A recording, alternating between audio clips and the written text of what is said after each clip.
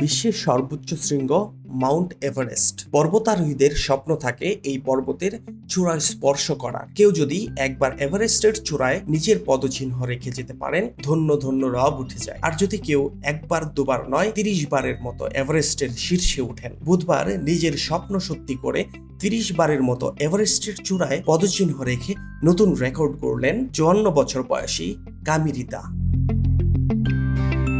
Everest জয়ের এটা নতুন রেকর্ড। এর আগে সবচেয়ে বেশি 29 বার এভারেস্ট জয়ের রেকর্ডও ছিল তারই। এবার তিনি নিজের রেকর্ড নিজেই ভাঙলেন। এজন্য নিজের সঙ্গে নিজেরই মোকাবিলা। গত 12 মে সকাল 7টার কিছু পরে বিশ্বের সবচেয়ে উঁচু এই পর্বতে বেশিবার আরোহণের নতুন রেকর্ড গড়েন তিনি। সোমবার তিনি 29তম বারের মতো 8,849 মিটার উঁচু এভারেস্টের চূড়ায় পৌঁছান।